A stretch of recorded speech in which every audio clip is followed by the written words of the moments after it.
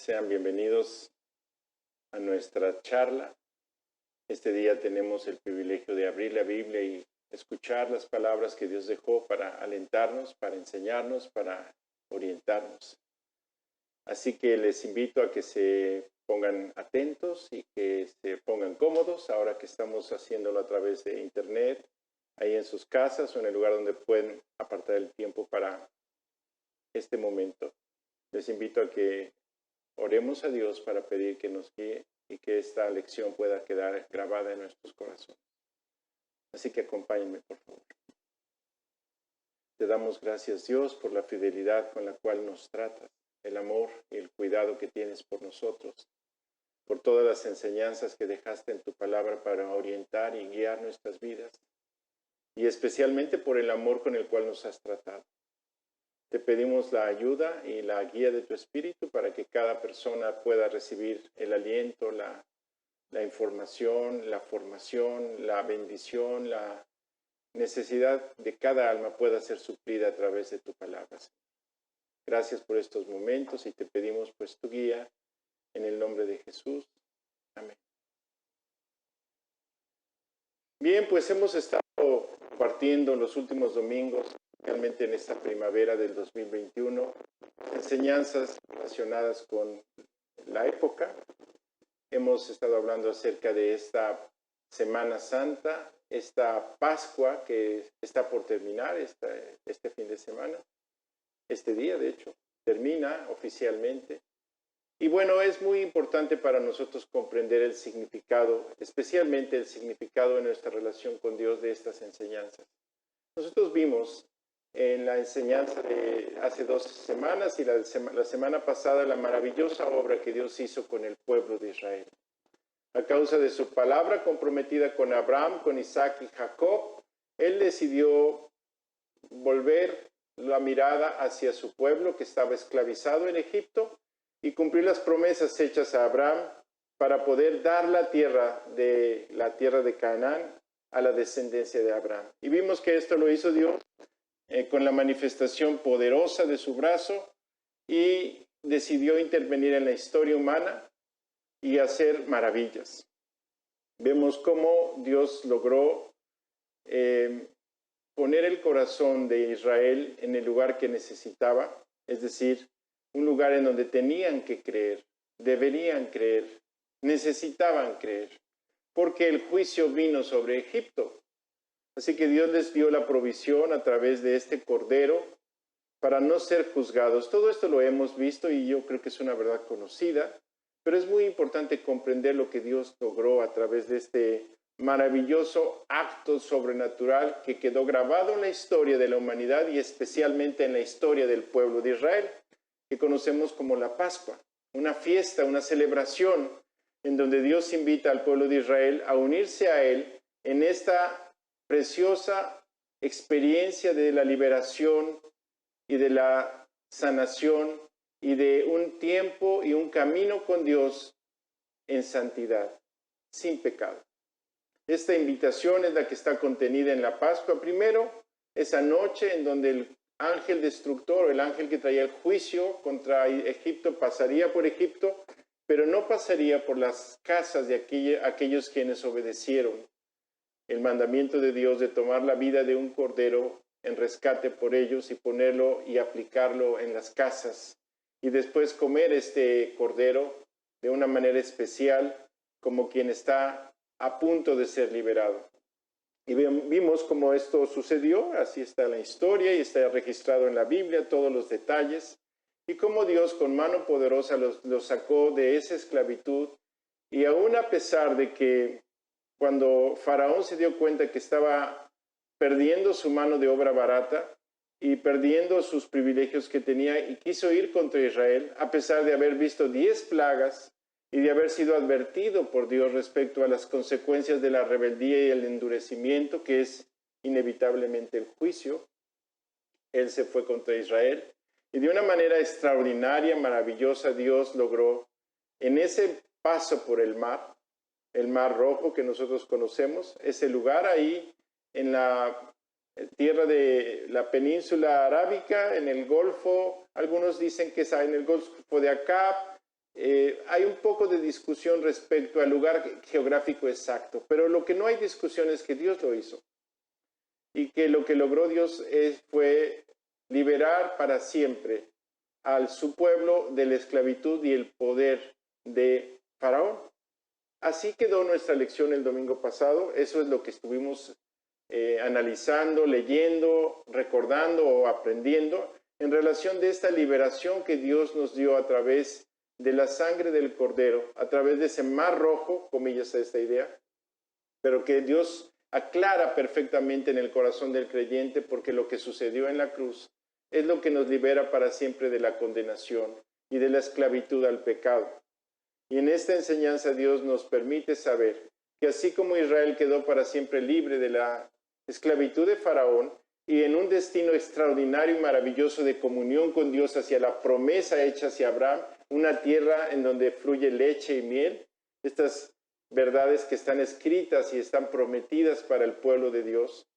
Así Dios continuó después de esa maravillosa victoria en donde todo el mar se regresó en contra del ejército de Faraón y los hundió y los hizo morir en el mar.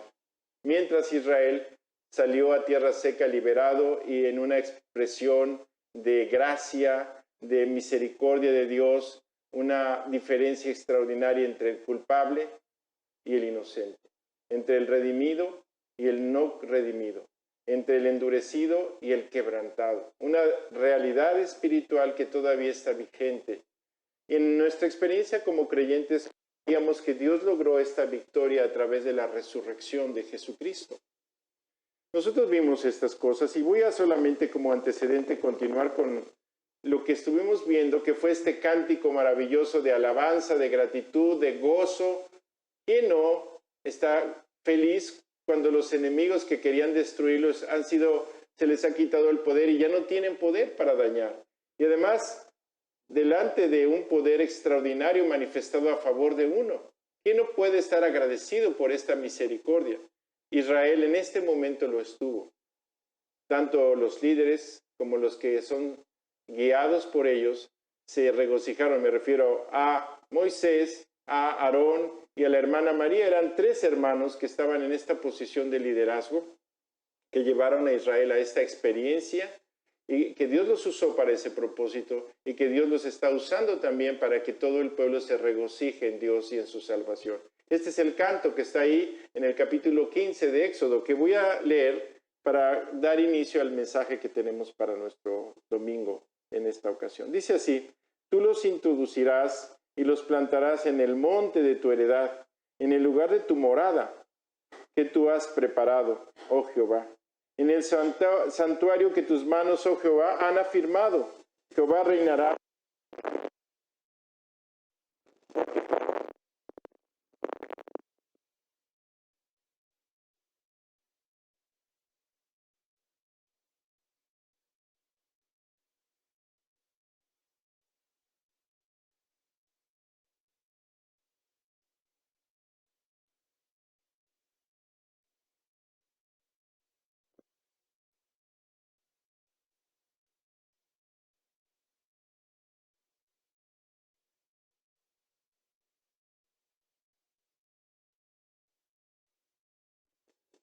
Quisiera hacer una pausa aquí antes de entrar en el significado de este gran gozo y liberación que ha causado que el pueblo de Dios ya no esté bajo el poder y la esclavitud del enemigo. Porque tenemos que comprender esta verdad no solamente en el contexto histórico de la nación de Israel y de su experiencia. Ellos han sido, se les ha mandado que todos los años se de liberación. Pero muchos de ellos todavía no comprenden la verdadera liberación que ofrece al hombre. Y también muchos de los que, no siendo judíos, tampoco comprenden esta verdad.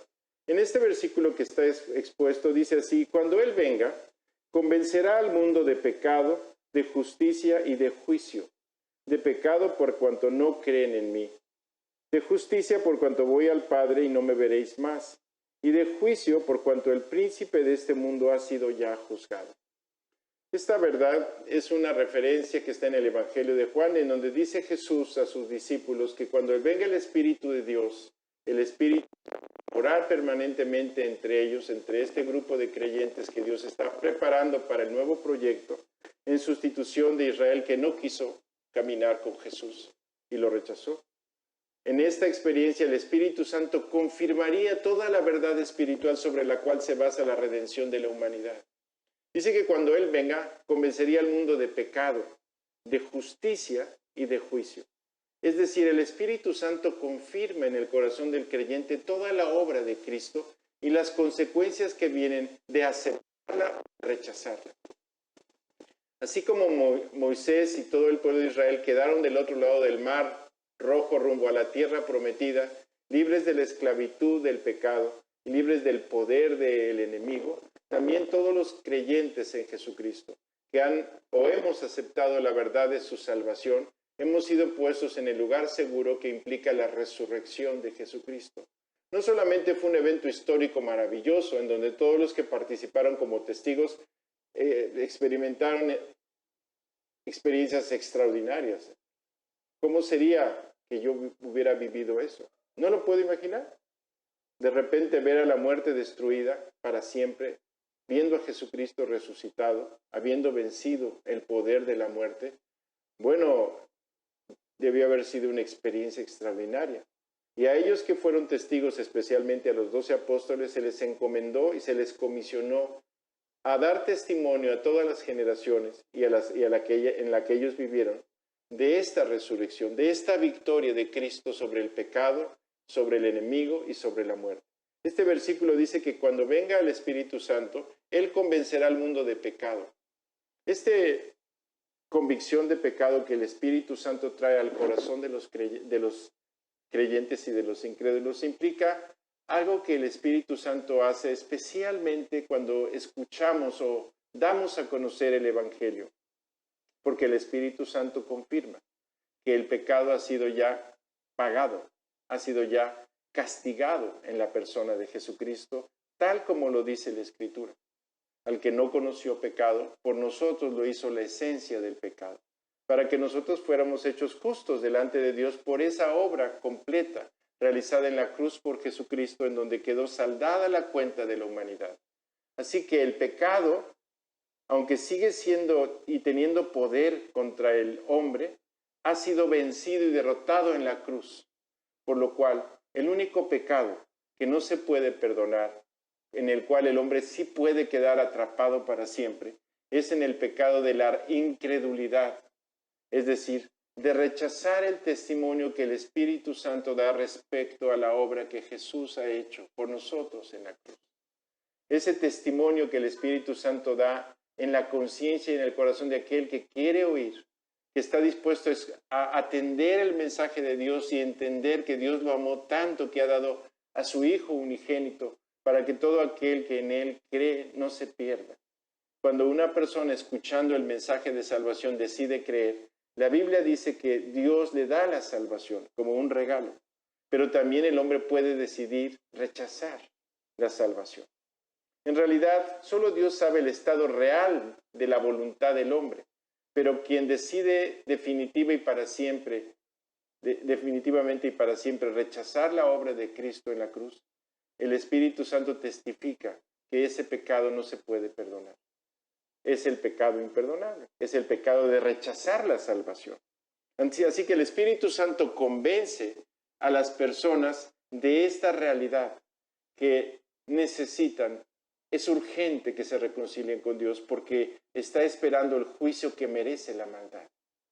El Espíritu Santo testifica que la obra de Cristo en la cruz fue a causa de la justicia de Dios derramada sobre Cristo, quien llevó en su cuerpo sobre el madero nuestros pecados. Así que esta obra del Espíritu Santo es convencer al hombre de la necesidad que tiene del perdón y de la salvación, pero también de que hay una consecuencia fatal si rechaza este gran regalo que Dios ofrece a la humanidad. De manera que el Espíritu Santo convence de pecado, de justicia y de juicio. De justicia por cuanto voy, dijo Jesús, al Padre y estaré para siempre a la diestra de Dios. en el trono de Dios. La justicia que Cristo consiguió no solamente fue porque Él nunca pecó, es decir, la justicia que le permitió vencer a la muerte y ser resucitado, fue la justicia de Dios mismo que cubrió nuestras cuentas y como fue puesto sobre Él nuestro pecado, saldó en su persona en la cruz en esas 3 horas con la preciosa sangre que Él entregó por nosotros, saldó para siempre nuestra injusticia, nuestra culpa y condenación. Por eso, cualquier persona que recibe a Cristo y acepta la salvación, Dios le da la justicia necesaria para que seamos salvados, seamos perdonados y establezcamos una relación con Él. De manera que el Espíritu Santo convence que Jesús ha obtenido la justicia que se necesita para salvación, para justificación.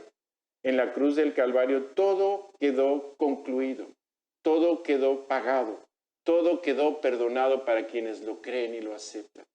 Y de juicio, dice que el Espíritu Santo también ha dado un testimonio definitivo del juicio que el príncipe de este mundo ha recibido. Porque si Dios no perdonó a su propio Hijo, sino lo condenó por todos nosotros, ningún pecado de nadie será sin castigo. Especialmente, Dios no tendrá por inocente al culpable. Aquella persona que no quiera arrepentirse, aquel ser que no quiera arrepentirse, tendrá que enfrentar la justicia de Dios y el juicio de Dios. Así que nosotros hemos sido llevados a la convicción como creyentes de la justicia que Cristo obtuvo para nosotros a través de la fe, pero a la misma vez estamos bajo la convicción de que hay un juicio contra este mundo y su maldad.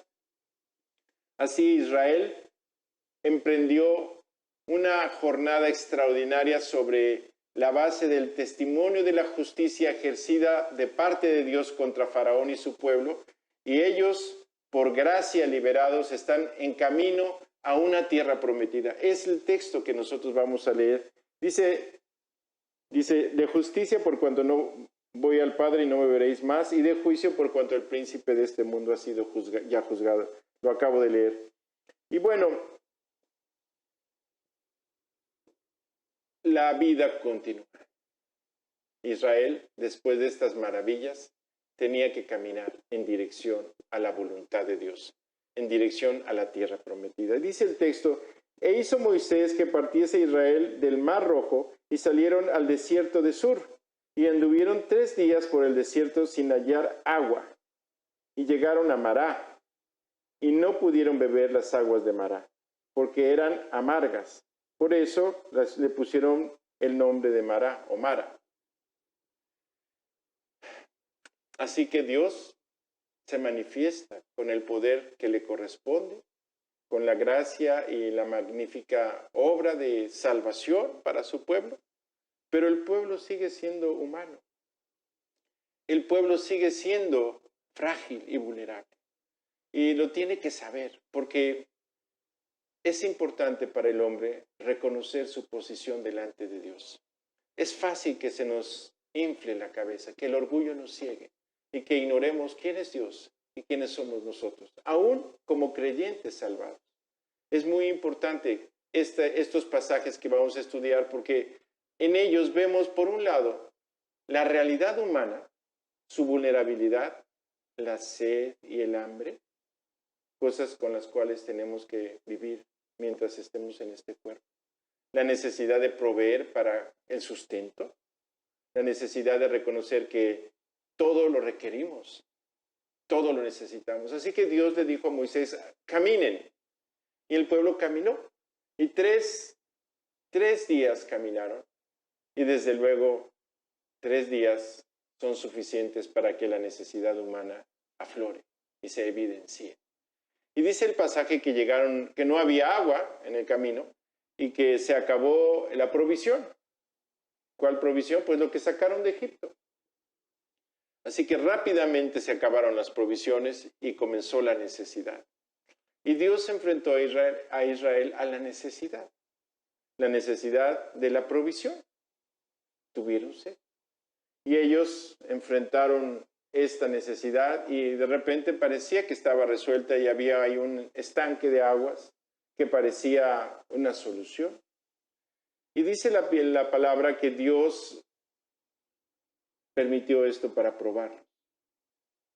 Y entonces ellos, ante la sed y la realidad de que no tenían cómo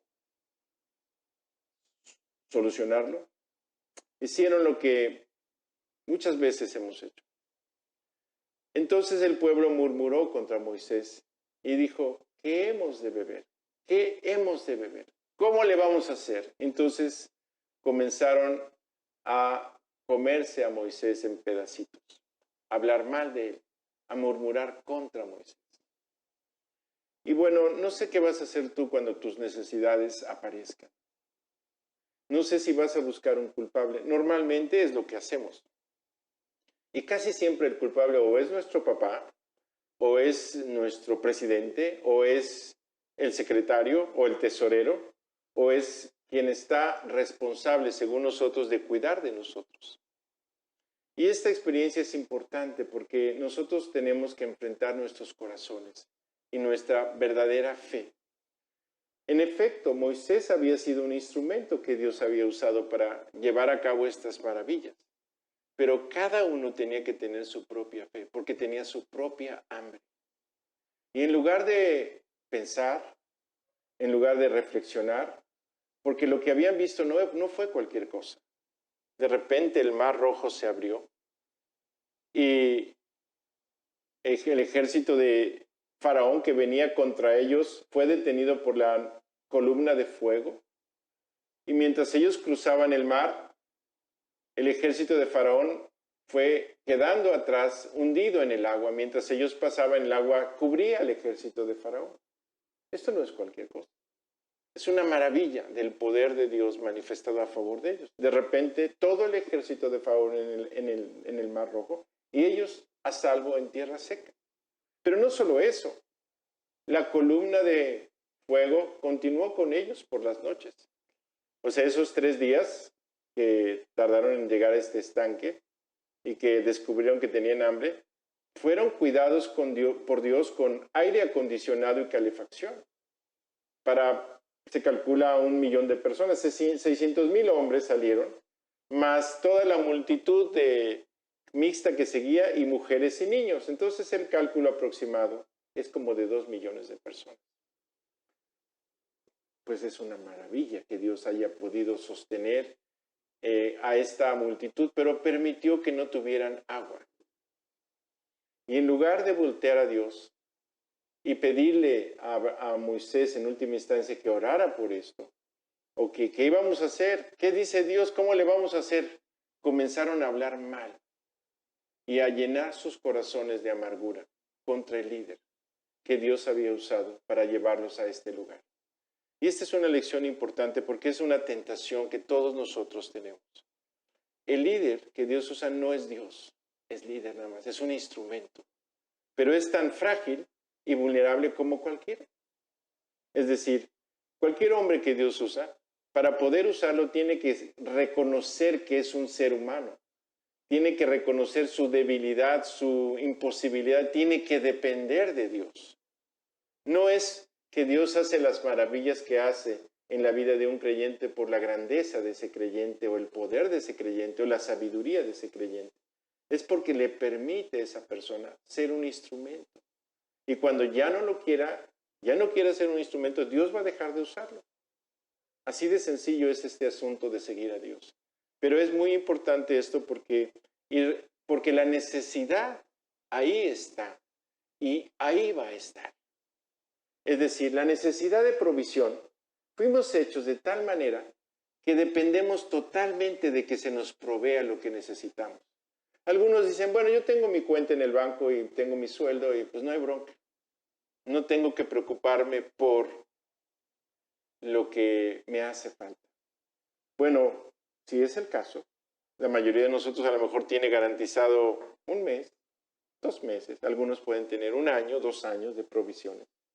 Pero quiero que sepas que la palabra de Dios dice esto: a los ricos de este mundo, mándales que no confíen en ellos, porque son inciertos. Más bien, que guarden su relación con Dios y lo sirvan. No sea que se descubran que un día que de repente no esperaban, ya no tienen con qué. Y no van a saber qué hacer si no aprendieron a depender de Dios. Y bueno, todos venimos de alguna manera o de otra de una situación en donde necesitamos que se nos provea. Y Dios en su sabiduría, en su misericordia, ha diseñado la vida para que nosotros aprendamos a recibir de Él el bien que podemos disfrutar.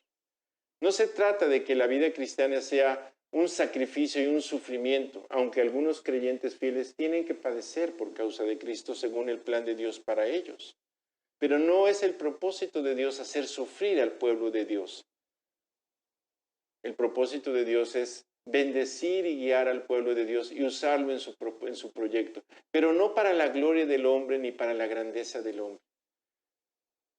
Pues tú puedes decir, yo tengo necesidades también, Francisco. El otro día vi una casa de 20 millones de pesos y la verdad es que sentí que la necesitaba. O bueno, es que mi coche, pues de uno de 4 metros a lo mejor me vendría bien.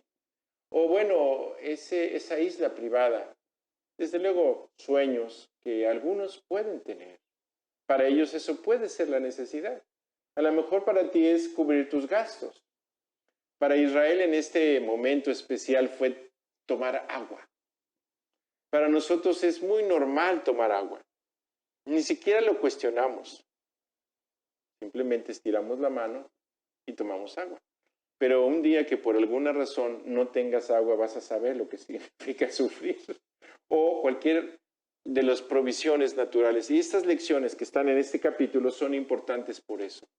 Porque dentro de la realidad del plan de Dios para tu vida, hay lecciones donde tú tienes que aprender cuál es tu verdadera necesidad y cómo suplirla. Dice que Moisés clamó a Dios, a Jehová, y Jehová le mostró un árbol y lo echó en las aguas, y las aguas se endulzaron. Allí les dio estatutos, ordenanzas, y allí los probó. Así es, Dios prueba nuestro corazón, pero no porque Él no sepa qué hay en él, sino porque es necesario que nosotros sepamos qué hay en Él y podamos acudir a Él para que Él apruebe nuestro corazón, enseñe nuestra ignorancia, fortalezca nuestra debilidad y complemente aquello que nos hace falta para poder seguirlo y servirlo. Para Dios no fue ningún problema arreglar el asunto del agua. Ellos tomaron esa agua y en lugar de que esa agua fuera suficiente para saciar su sed, les amargó el vientre. Y es importante esto porque cuando nosotros nos quejamos de las maravillas de seguir a Dios y de servirlo y de conocerlo, de toda la provisión, porque tenemos una piedra en el zapato o porque tenemos una necesidad trascendente, porque tenemos algún problema, nosotros perdemos el gozo. Y en lugar de tener gozo y aliento para continuar, nos desalentamos y nos entregamos a la queja, a la murmuración y a la amargura que es inevitable. Cuando nosotros nos quejamos, no podemos estar felices, estamos quejándonos. Y si nosotros no tenemos la actitud correcta ante los problemas y buscamos a Dios, pues entonces nos vamos a amargar. Y esa agua no se puede beber, no sacia la sed, amarga el vientre. Me refiero a la queja y a esta expresión de desagrado, de descontento, de ingratitud que un creyente puede tener. Son cosas muy básicas de las que estamos hablando. La provisión para sostener la vida. Pero puede ser cualquier cosa. Cualquier cosa te puede traer ese sentido de que te falta algo y de que Dios no es suficientemente bueno contigo. Y en lugar de buscar a Dios por su voluntad para que te provea lo que sí necesitas, tú puedes quejarte y amargar tu alma. Así que Dios en su fidelidad y misericordia le dio estas lecciones a Israel. La Biblia dice que es un libro de enseñanza, que los textos ahí contenidos tienen información que nos tratan de orientar en la vida cristiana. Y la primera cosa es que la tierra prometida no se alcanza con amargura, con resentimiento, con quejas. Lo que se tiene que hacer es buscar a Dios y creer a Dios. ¿Qué fue lo que hizo Moisés? Y en esa experiencia Dios le dio una lección. Le dijo, mira, ese árbol que está ahí, córtalo y échalo pues era un estanque de agua. Y el agua va a estar potable para que la puedan consumir. Y la lección para nosotros es que la amargura de la vida, a causa de las necesidades, de los problemas, de los conflictos, solamente puede endulzarse con la cruz del Calvario, con el perdón que Dios da, con la victoria que Dios da sobre nuestra debilidad. Así el pueblo de Israel cobró ánimo, porque las jornadas que les esperaban eran largas y había muchas lecciones todavía que aprender. De manera que ellos recibieron ahí una lección. No se puede vivir la vida cristiana con queja y con amargura, con resentimiento. Se tiene que vivir con fe y con gratitud en una relación con Dios limpia, santa, sin pecado. Así que, pues es importante para nosotros la lección porque necesitamos oír la lección. Dice así, si oyereis atentamente la voz de Jehová tu Dios, e hicieseis lo recto delante de sus ojos, y diereis oídos a sus mandamientos, y guardareis todos sus estatutos, ninguna enfermedad de las que envía a los egipcios te enviaré a ti, porque yo soy Jehová tu sanador. Y llegaron a Elim, donde había 12 fuentes de aguas y 70 palmeras, y acamparon ahí junto a las aguas. Una escena increíble, como toda la obra de Dios cuando el corazón del hombre está en la posición correcta, en la actitud correcta. Una experiencia de provisión divina para nuestras necesidades que en primer término tiene que ver con nuestra actitud. La confianza en su amor y su fidelidad nos permiten enfrentar las peores dificultades.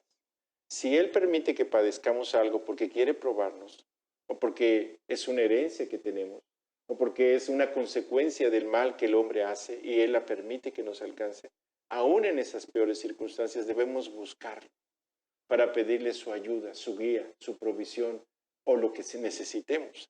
No podemos entregarnos a la queja y a la amargura. Y Dios tendrá una respuesta para nosotros a través de la cruz del Calvario. Habrá sin duda una respuesta a nuestra necesidad. Ellos fueron exhortados a poner atención a la voz de Dios, a considerar sus palabras, a tomarlas en cuenta, a tomarlas en serio, a creerlas. Y entonces tendrían la bendición que necesitan. Fuimos hechos así, para depender de todo bien que necesitamos. No es demasiado lo que se requiere para que la vida funcione. De hecho, no depende nada de nosotros, pero necesitamos tenerlo. Necesitamos la provisión. Y la bendición que requiere la vida humana solamente ha sido comprometida de parte de Dios con el creyente a través de la obediencia. Dios no puede bendecir la rebeldía ni la desobediencia. Algunos creyentes se aventuran en la idea de que podrán ser bendecidos desobedeciendo a Dios, a sabiendas. Y eso es imposible. Así que esta lección, estos 3 días de sed, este momento de amargura y de quebranto y esta respuesta divina a través de este árbol que fue quitado de sus raíces, desarraigado y puesto en el mar de su amargura, que transformó todo en lo potable, lo que da vida. Claro que estamos hablando de la cruz del Calvario, en donde Dios hizo posible que nuestra vida fuera transformada de esta manera. Entonces ellos llegaron a una experiencia de descanso, en donde pudieron experimentar la bendición en Elim, este oasis en medio del desierto que les permitió descansar, refrescarse y tomar ánimo para continuar. La vida cristiana es así. La vida cristiana depende del ánimo que Dios produce. No podemos seguir al Señor Jesucristo deprimidos. No podemos seguir al Señor Jesucristo amargados o rebeldes. Necesitamos seguir al Señor Jesucristo consolados, alentados, fortalecidos por su gozo, por su paz, por el aliento de su respuesta, de su fidelidad a nosotros. Es importante la lección por eso. Y desde luego las jornadas continuaron. Dice así, partió luego de Elim toda la congregación de los hijos de Israel y vino al desierto de Sin, que está entre Elim y Sinaí, a los 15 días del segundo mes después de que salieron de la tierra de Egipto. Un mes después. Y toda la congregación de los hijos de Israel murmuró contra Moisés y Aarón en el desierto. Y le decían los hijos de Israel, ojalá hubiéramos muerto por mano de Jehová en la tierra de Egipto. Cuando nos sentábamos a las ollas de carne, cuando comíamos pan hasta saciarnos, pues nos habéis sacado a este desierto para matar de hambre a toda esta multitud. ¿Qué te parece? Y Jehová dijo a Moisés, he aquí, yo os haré llover pan del cielo, y el pueblo saldrá y recogerá diariamente la porción de un día para que yo los pruebe, si anda en mi ley o no. Mas el sexto día preparen para guardar el doble de lo que suelen recoger cada día. Debemos detenernos a considerar esto porque habían sido provistos, primero de la liberación de la esclavitud y de un poder extraordinario que la hizo posible. Después del agua para la sed, pero era una jornada de 3 días y era un evento y estuvieron ahí hasta un mes después de haber salido de la tierra de Egipto, en este oasis. Y cuando continuaron, otra vez tuvieron hambre, otra vez tuvieron sed. Y es muy importante para nosotros comprender esto, porque la respuesta de Dios a tu necesidad nunca va a ser de tal manera que ya no dependas de Él. En su sabiduría y misericordia, Dios ha planeado respuestas maravillosas, extraordinarias para ti, para mí, pero no para que dejes de depender de Él. Es para el gasto de cada día. Es para que puedas hacer su voluntad. Pero no es para que dejes de depender de Él, porque ya tienes todo lo que necesitas. Los israelitas se acordaron de que en Egipto no necesitaban nada, según esto. Pero se olvidaron que eran esclavos, que no tenían esperanza, que los maltrataban. Solamente se acordaron de que ahí era muy fácil extender la mano al río Nilo y obtener una buena pesca y ir a los sembrados y obtener lo que el cuerpo necesita para sustentarse, pero se olvidaron que sus almas eran esclavos, sus cuerpos. Así nos pasa a nosotros. Muchas veces los creyentes quisiéramos que Dios respondiera a todas nuestras necesidades y que ya no tuviéramos que preocuparnos de nada. Pero en el fondo, lo que hay es una lucha para creer que Dios nos ama y cuida de nosotros. Hay una duda de que Él realmente pueda hacerlo, que sea real todo. Podemos atribuir la bendición presente a la casualidad inclusive, a pesar de que se lo pedimos a Dios y Él respondió. Y entonces el futuro, en lugar de enfrentarlo con esta fidelidad que Dios ha manifestado por nosotros, lo enfrentamos con incredulidad. Eso fue lo que le pasó a Israel.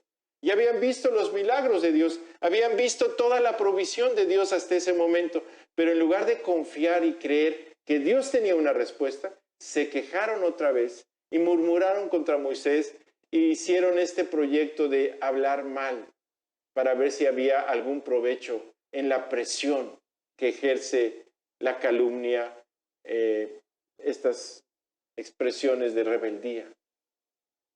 Dios en su sabiduría no los reprendió en esta ocasión, les prometió, pero les dijo que la manera en que Él iba a suplir su necesidad era de tal manera que se probaría si estaban obedientes o no a Dios. Si ellos estaban dispuestos a someter su voluntad a la autoridad y a la guía de Dios, porque ellos no sabían cómo resolver sus necesidades, no lo podían hacer. De hecho, para eso fueron llevados al desierto, para que reconocieran que necesitaban de Dios, que no era un asunto de punto de vista, de opinión, sino era algo vital para ellos. No podían vivir si Dios no proveía lo que había prometido. Y en lugar de confiar, se aventuraron otra vez a la amargura, otra vez a la queja. Por lo cual, para nosotros aquí hay una señal de alerta, una alarma, un aviso de peligro. Porque nosotros podemos estar queriendo tener satisfechas todas nuestras necesidades usando a Dios, pero no para su gloria, sino para hacer lo que nos da la gana. Para, entre comillas, ser felices. E ignorar que Dios tiene un plan y un proyecto con nosotros, que nos ha llamado y nos ha invitado a caminar con Él porque hay un propósito. No somos un desperdicio.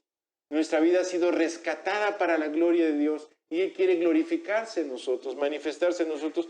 Primero nosotros. Quiere desarrollar en nosotros la confianza en su amor que nos permita descansar en su fidelidad y poder recibir la bendición que necesitamos. A veces creemos que somos muy sabios y que sabemos lo que necesitamos, pero la verdad no es así. Nosotros podemos invertir toda la vida en juguetes que no valen nada, en lugar de ganar almas para Cristo, en lugar de servirlo a Él, en lugar de glorificarlo, en lugar de dar testimonio de la nueva vida que tenemos, en lugar de disfrutar de Él y de hacer lo más posible para que otros lo conozcan.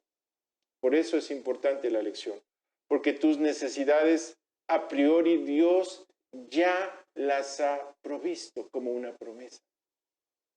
Vales más, dice Jesús, que un pajarito y Dios cuida de él. ¿Cómo no va a cuidar de ti? Vales más que una hierba del campo, que un lirio que se ve hermoso y luego se seca y no trascendió más que un día. Tú vales más que eso. Y Dios tiene cuidado de ti. Pero lo más importante no es que tú tengas satisfechas tus necesidades para vivir, sino que tu vida tenga sentido y propósito. Por eso Dios les dijo a Israel que esta provisión era para probar sus corazones, si querían o no querían obedecer. Pero no porque Dios no sepa qué hay en el corazón del hombre, sino porque el hombre tiene que saber qué hay en su corazón, porque necesita arrepentirse del pecado. ¿Cuántas veces no Dios me ha tenido que mostrar mi pecado? Cosa que yo a lo mejor no quería ver, o no me quería dar cuenta, o no me daba cuenta a lo mejor. Pero he tenido que enfrentar lo que está mal, porque no es posible que yo siga con Jesús si retengo algo que está mal.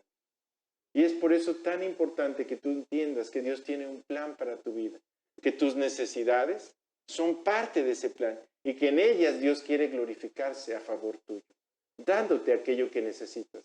Resulta que ellos tenían hambre y pidieron carne y pan. Y Dios prometió eso. Entonces dijeron Moisés y Aarón a todos los hijos de Israel: en la tarde sabréis que Jehová os ha sacado de la tierra de Egipto. Entonces, ¿de qué se trata este asunto entre Israel y Dios? ¿Cuál es el pleito? ¿Por qué está Israel con esta actitud? Me refiero a la nación como tal y a los líderes que estaban provocando estas revueltas, porque siempre estas cosas las llevan a cabo liderazgos equivocados, personas que surgen con este reclamo del derecho del pueblo, pero lo que quieren en el fondo es la autoridad que no se les dio y que no están capaces de usar para la gloria de Dios. Así, Israel tenía que aprender la lección. Y Dios fue fiel con Israel. Y a la mañana veréis la gloria de Jehová, porque Él ha oído vuestras murmuraciones contra Jehová. Porque nosotros, ¿qué somos para que vosotros murmuréis contra nosotros? Dijo también Moisés: Jehová os dará en la tarde carne para comer y en la mañana pan para saciaros, porque Jehová ha oído vuestras murmuraciones con que habéis murmurado contra él, porque nosotros, ¿qué somos? Vuestras murmuraciones no son contra nosotros, sino contra Jehová. Es importante este punto. Cuando un creyente es llevado a este extremo de buscar en el liderazgo humano la excusa para rebelarse contra Dios y pecar, no está siendo movido por el Espíritu Santo, aunque parezca muy legítimo ese propósito, muy justo como sea. Porque la obra de Dios no la hace un hombre y la autoridad que tiene un líder no es de él. De hecho, él mismo tiene que estar sometido a la autoridad de Dios. Y desde luego es una persona imperfecta, con error.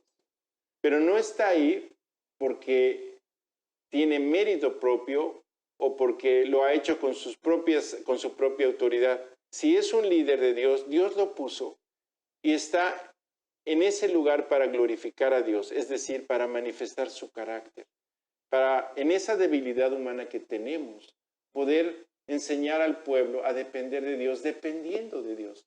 enseñar al pueblo a humillarse delante de Dios, humillándose delante de Dios, enseñar al pueblo a obedecer a Dios, obedeciendo a Dios, no señoreando sobre Él, no sacando provecho de nada ni de nadie, no dando mal testimonio, sino siendo el ejemplo de la grey, dice la Escritura. El liderazgo humano tiene como propósito que Dios pueda usar a una persona para ayudar a los que están comenzando, están caminando y necesitan aliento, ayuda, inspiración, motivación, enseñanza, apoyo, compañerismo, todo lo que se necesita como humanos. Entonces, cuando una persona se levanta contra el liderazgo humano en la iglesia, en realidad se está levantando contra Dios. Es cierto que un líder humano puede estar equivocado. Es cierto que un líder humano puede estar cometiendo errores. Eso es cierto. Pero Dios tendrá cuidado de quitar a esa persona si es una persona que no debe estar ahí. Pero nosotros no podemos tomar como excusa para rebelarnos contra Dios el error de un ser humano, porque seríamos los culpables de pecado también. La murmuración es eso, es una crítica contra el liderazgo que Dios estableció. Y no porque yo esté curándome en salud, porque soy un líder, ni porque yo no reconozca mi responsabilidad de usar la autoridad de la enseñanza de la palabra de Dios para edificación, para consolar, para completar, para lo que fue dada, sino porque es una tristeza que quienes utilizan este asunto de la necesidad humana como excusa para rebelarse y entrar en un plan alterno al que Dios nos ha dado, terminan no siendo útiles a Dios, terminan en otro proyecto, sin posibilidad de testificar del amor de Jesús, de su salvación, porque de entrada es lo primero que tenemos que hacer, testificar del amor de Jesús que nos perdonó, que nos redimió, que nos hizo suyos. Así que este es importante, este punto, porque Israel tenía una buena excusa. Necesitaban tener la provisión para no morirse de hambre. Y claro, Moisés había sido el instrumento de Dios, y Moisés había sido el que los había persuadido y los había invitado a seguir al Señor, y Moisés es el que les había alentado, pero no era Moisés, era Dios en Moisés. Y las maravillas que hicieron posible la nueva vida no era cosa de Moisés, era cosa de Dios. Y ellos no quisieron reconocer eso, no quisieron someterse a la autoridad mayor, sino solamente se pusieron en contra de la autoridad menor por las necesidades temporales, ignorando que estaban rechazando de esta manera la bendición. Pero la fidelidad de Dios fue mayor que esta mala actitud del pueblo de Israel, porque lo que él quería era ganarlos, no solamente proveerles la comida, ganar sus almas. Dios tiene un propósito con el hombre. Dios quiere compartir con el hombre su amor, su santidad, su gloria. Pero para eso necesita contar con el hombre, necesita contar con la voluntad del hombre. Y por eso Dios tiene un plan para nuestras vidas, para que nosotros voluntariamente nos entreguemos a Él.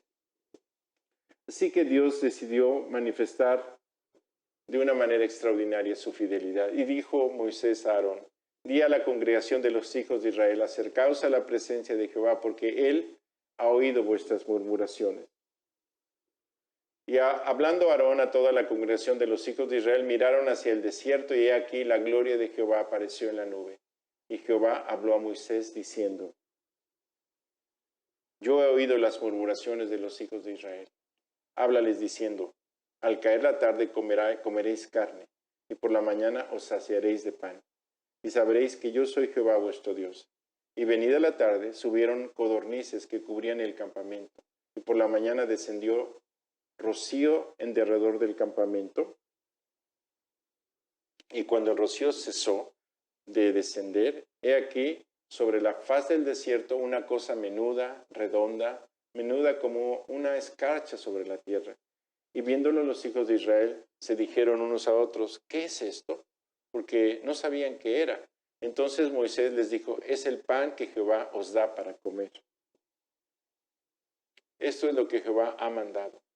Recoged de él cada uno según lo que pudieran comer, un gomer por cabeza, o sea, 2.2 litros más o menos de capacidad, conforme al número de vuestras personas. Eso es lo que equivale a un gomer, como 2.2 litros aproximadamente.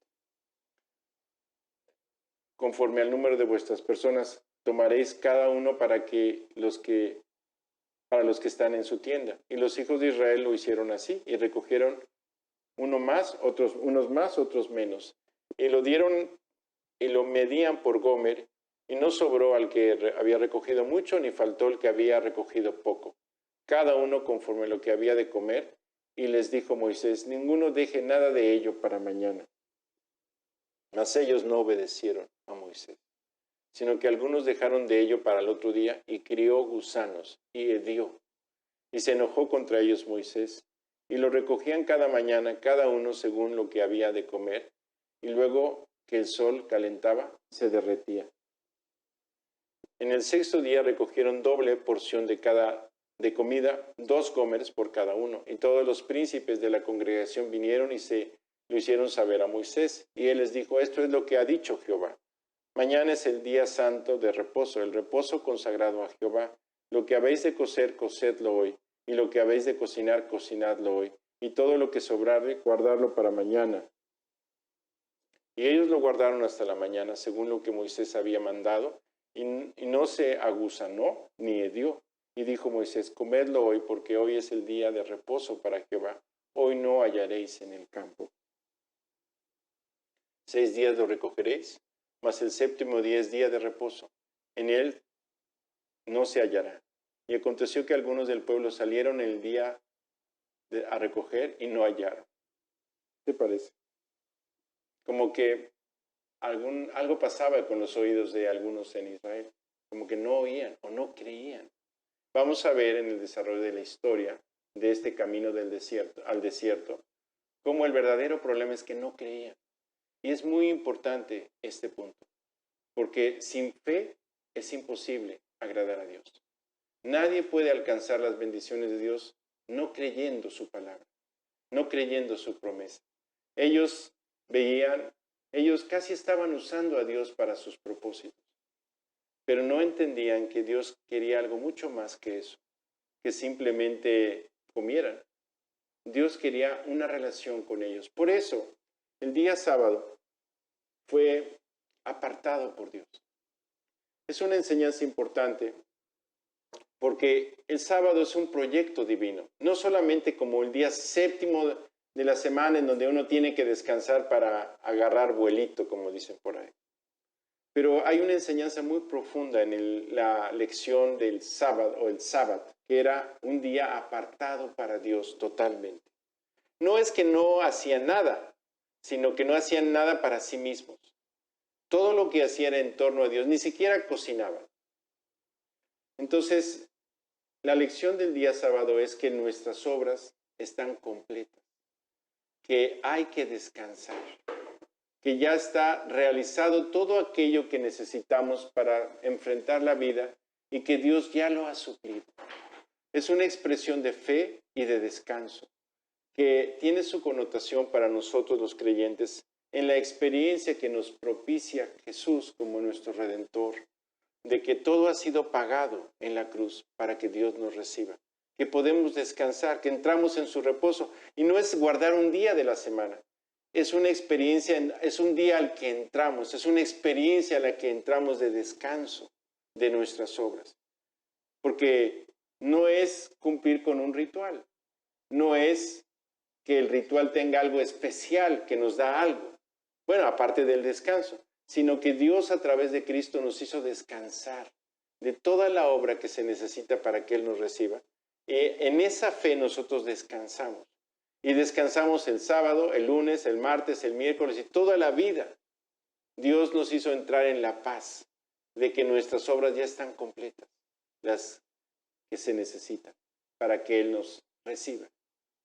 Así que el sábado era una lección necesaria para Israel porque ellos tenían que aprender que Dios se encargaría de sus necesidades, lo cual evidentemente humilla. Porque si tú eres muy capaz y eres muy hiperactivo y tú sabes cómo resolver la vida, no necesitas a Dios. Pero lo haces para tu gloria, no para la gloria de Él. Ni para que los propósitos de Dios se cumplan en tu vida, sino para que lo que tú crees que debes tener o ser se cumpla. Y esa es la gran diferencia, tu voluntad o la de Dios. Nosotros hemos sido invitados a compartir con Dios su voluntad, no la nuestra. Por eso tenemos que negar que queremos nuestra propia gloria, al aceptar que somos pecadores condenados y que Cristo pagó por nosotros, y aceptar ese perdón que nos da acceso a la buena voluntad de Dios agradable y perfecta, en la cual estamos, donde Dios suple nuestras necesidades y cuida de nosotros. Y entonces el pueblo tenía que reposar. Así el pueblo reposó el séptimo día y la casa de Israel lo llamó maná. Era como semilla de culantro blanco y su sabor como de hojuelas con miel. Y dijo Moisés, este es lo que Jehová ha mandado, llenad un gomer de él y guardadlo para vuestros descendientes, a fin de que vean el pan que yo os di a comer en el desierto. Y cuando os saque de la tierra de Egipto, más bien os saqué de la tierra de Egipto. Y dijo Moisés a Aarón, toma una vasija y pon en ella un gomer de maná, y ponlo delante de Jehová para que sea guardado para vuestros descendientes. Así que Dios decidió hacer un milagro increíble. Toma 2.2 litros de este pan del cielo, de esta semilla que cayó del cielo, de este grano que cayó del cielo, y ponlo en un recipiente y guárdalo como testimonio. No va a heder, ni se va a pudrir. Va a estar fresco siglos para que tus generaciones sepan que Dios hizo este milagro. Vamos a pensar en esta enseñanza a la luz de nuestra vida cristiana. Dios hace maravillas y milagros en ti, pero no los hace para que queden en el olvido del pasado, sino para que sean un testimonio en tu vida de lo que Dios ha hecho. Guarda tu testimonio, aquellas cosas que Dios ha logrado en ti.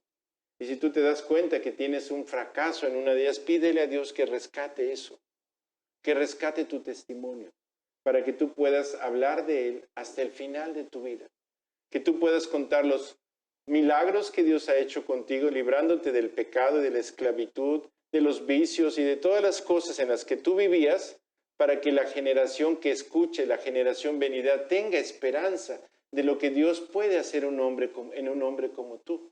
El testimonio que Dios nos da es un testimonio vivo y presente de lo que Él hizo en el pasado y de lo que Él sigue haciendo. Sería muy triste que viniera mañana alguien que tú le hablaste hace 20 años a pedir razón de la esperanza que hay en ti, de la cual tú le hablaste hace 20 años, y hoy tú ya no vivas para Cristo.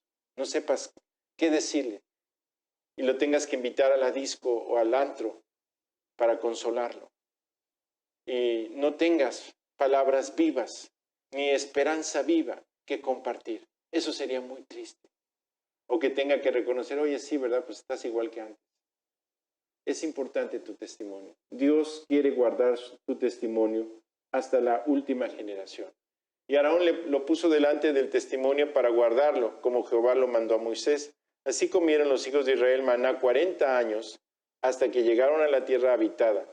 Maná comieron hasta que llegaron a los límites de la tierra de Canaán. Y un gomer es la 10ª parte de una efa, o sea, 22 litros. Así que Dios quiere decirte algo importante. Él tiene un plan para tu vida.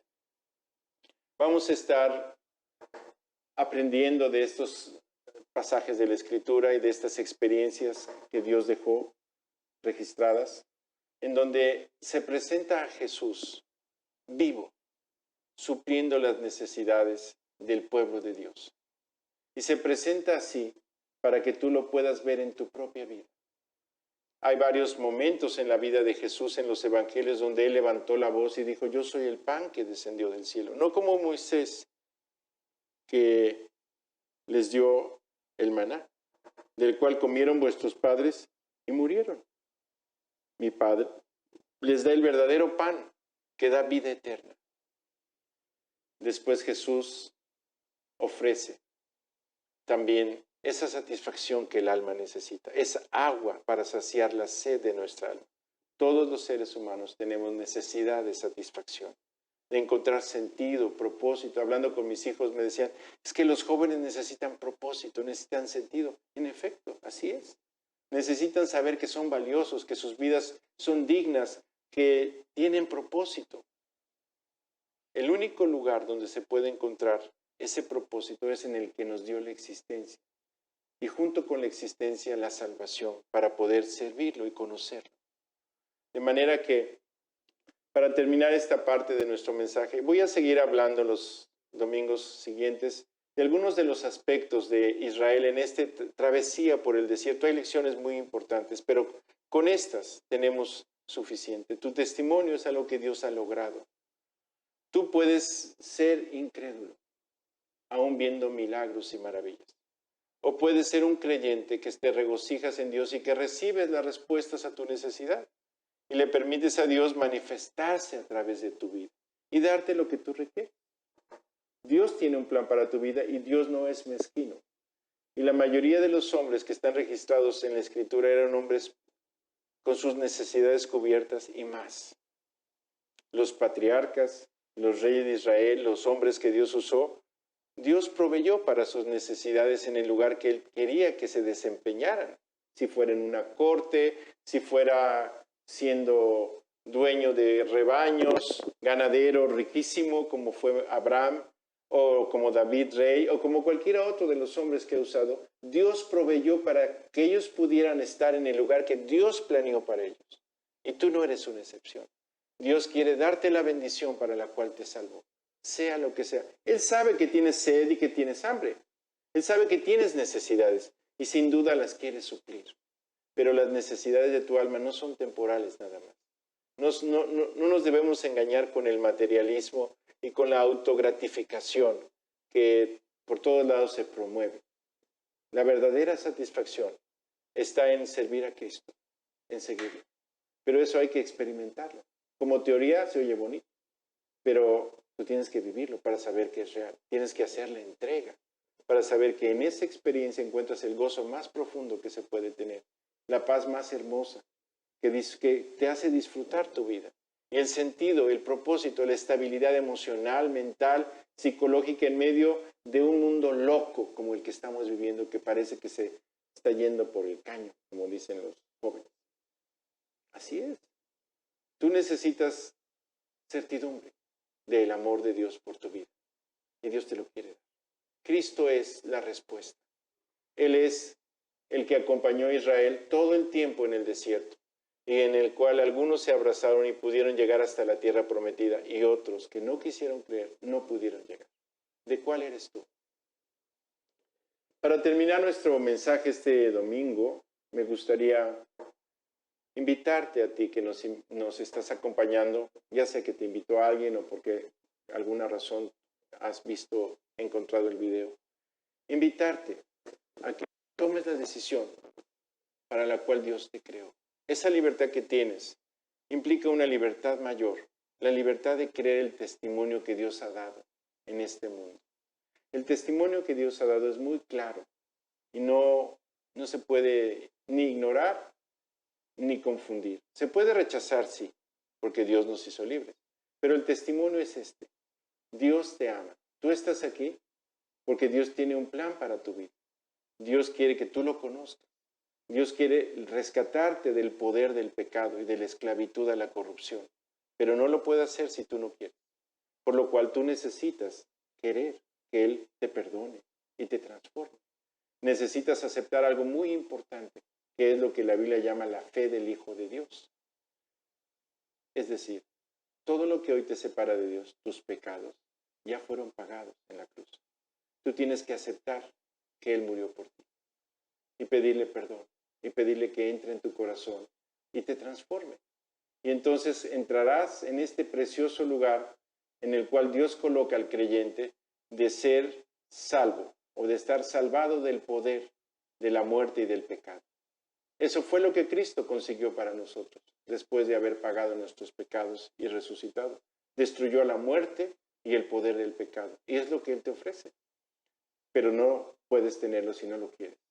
Así que confiando, yo confío que tú sí quieras. Yo quise, por eso confío. Yo sí quise pedirle perdón a Dios. Yo sabía que mi vida era un desastre y que no tenía más que un destino terrible. Aquí en la vida y después, cuando me tocara enfrentar la justicia de Dios.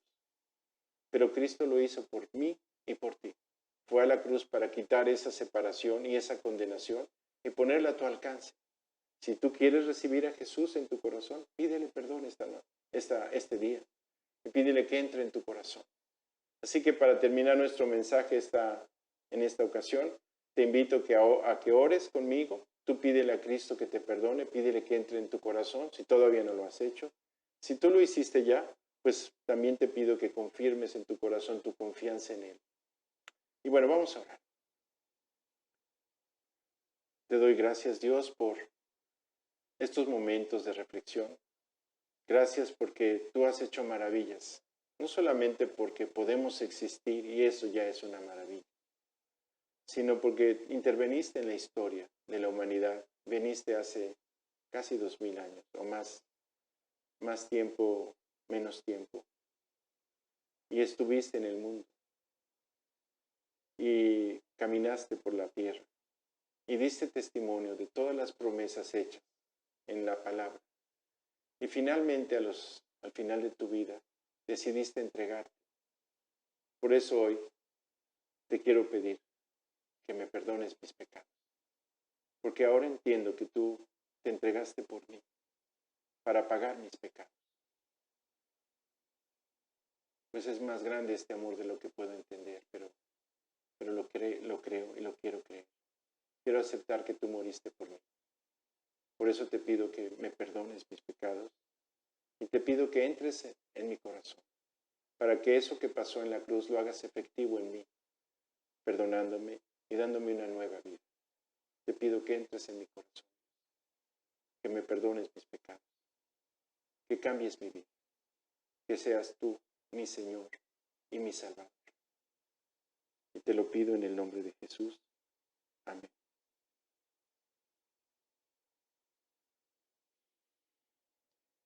Bien, pues qué increíble es la libertad que tenemos para aceptar el amor de Dios. Desde luego también es increíble que lo podamos rechazar. Pero si tú recibiste a Cristo hoy en tu corazón, tú vas a ser testigo de su presencia en tu vida porque es impresionante. No se puede comparar con nada. La paz que Dios da de que tus pecados han sido pagados y perdonados en la cruz cambia tu experiencia y te permite acercarte a Dios, seguro de que Él te ama. Entonces, si tú recibiste a Cristo en tu corazón, puedes experimentar esta paz de haber sido perdonado, porque Cristo ya pagó. Y ahora comienza una relación con Dios que Dios quiere que se desarrolle. No sin tu libertad, porque Dios te invita a caminar voluntariamente con Él. No te quitó tu libertad, pero te invitó a esta nueva vida y Él mismo se compromete a hacerlo en ti. Si tú le has permitido entrar en tu corazón, la Biblia dice que si alguno está en Cristo, nueva criatura es.